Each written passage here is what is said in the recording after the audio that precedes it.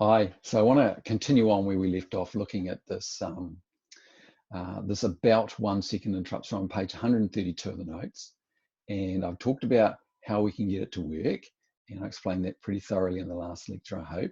And now I've put in a couple of little questions here. And the first one is, what would you have to change to make this to an LED on A.2? Now, first of all, why would I choose A.2? A.2 doesn't even exist on our microcontroller or our nano board.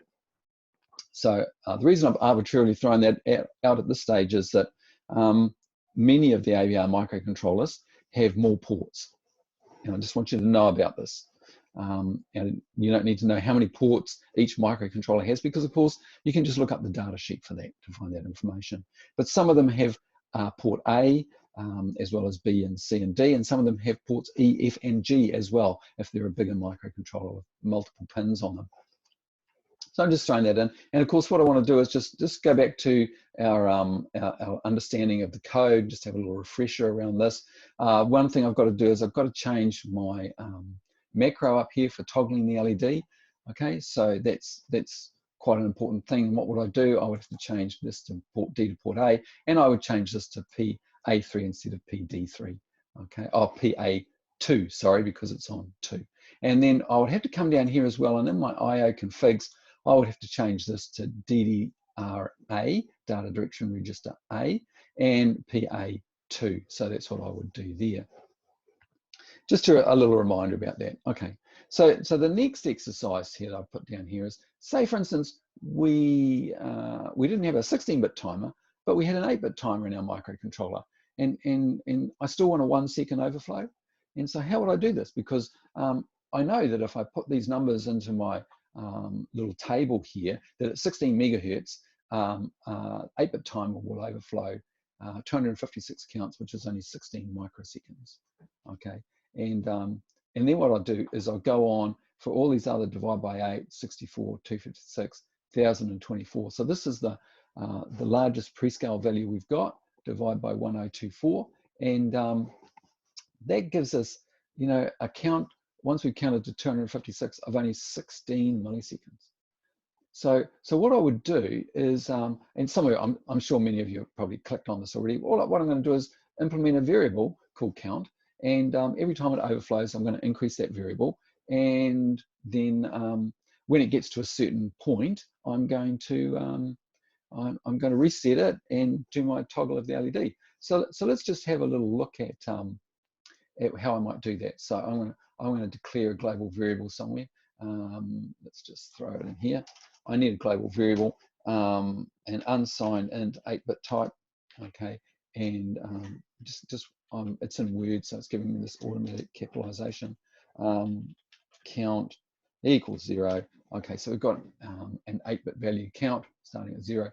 And what happens next is I want to figure out if count has reached a particular value. So if count, well, actually, normally we don't use equals, we would say greater than. So I'm going to say count max. I'm going to use a macro in here, and I'm going to put my toggle inside this little loop here. I'm just going to tidy up my code a bit, make that small, and then of course, one thing really common to forget this is to reset the value of count. Okay, so I reset that back to 0. Now I've got to work out what's the count max. Well, actually, using this table, I can see that if at the, let me see, I've got prescale of 256. I could use a prescale of 64, and every 1 millisecond I could increase count. So that's what I'd do. Let me see. I might go to the data sheet now.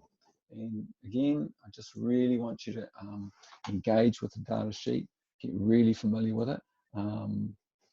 Not just because it's going to be in a test, but because you really need to understand how to engage with data sheets and get used to reading them. So I'm looking at changing the prescaler on counter timer 1. So this is this here, and I'm looking for 64. So I have to set these 2 bits.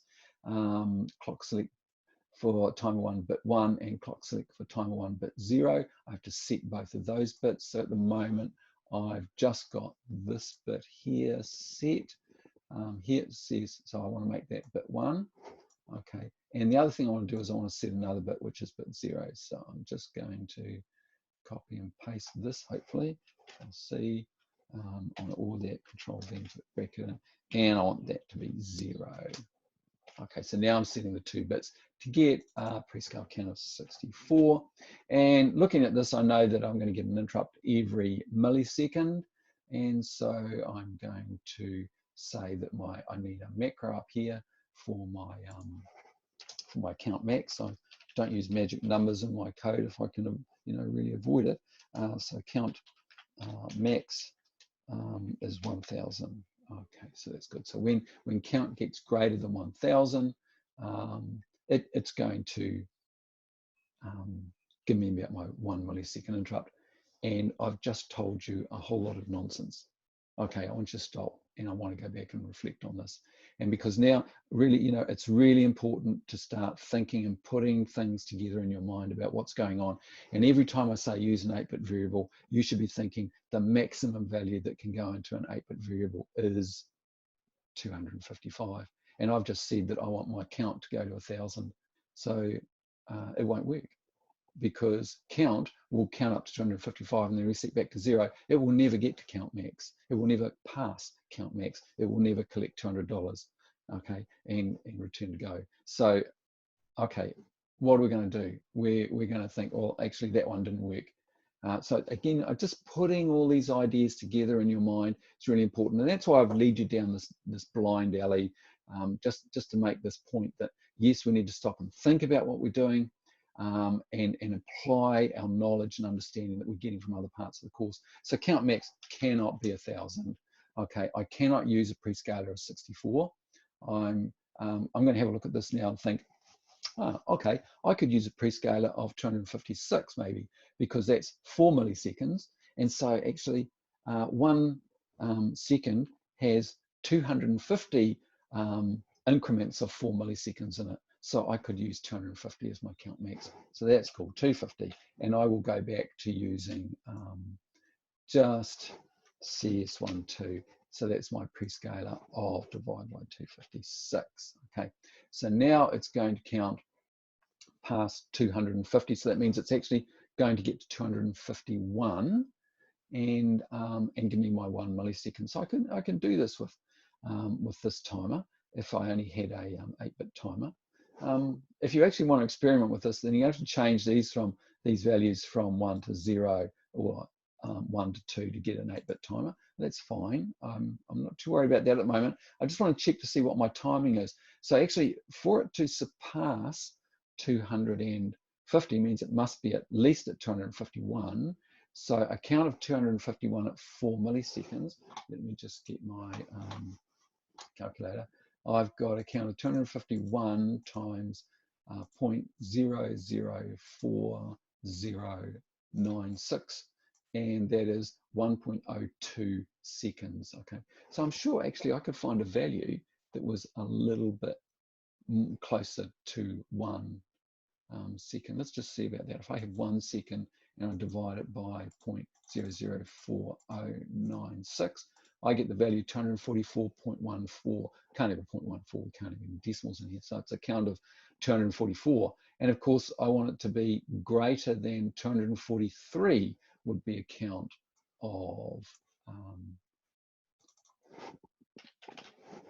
so you can see the way I'm starting to play with this in my mind about how I'm going to get some values that will work for me in my code.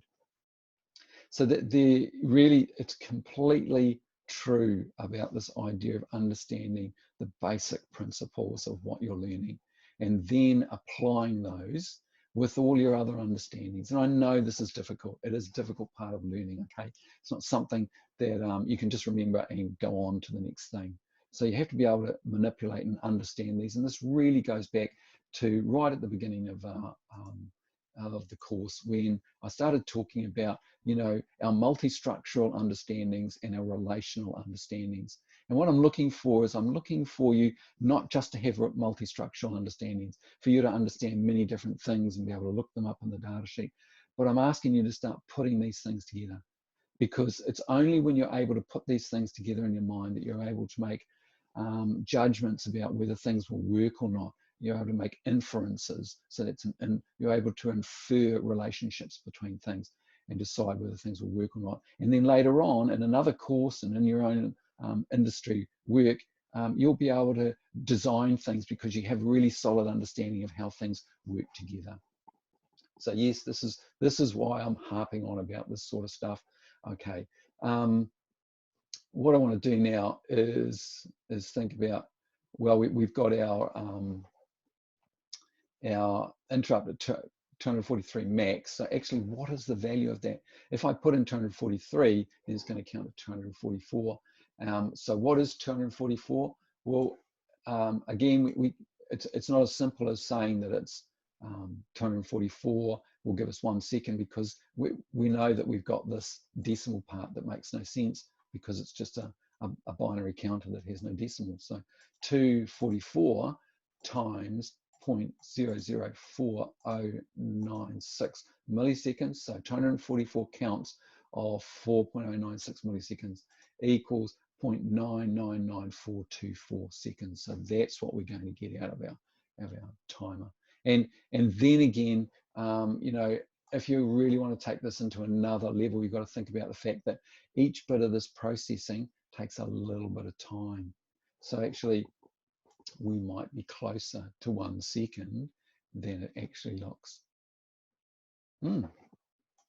Really, this is really detailed, heavy stuff, okay? And so take your time, work through it, get the understanding. That's what it's all about, okay?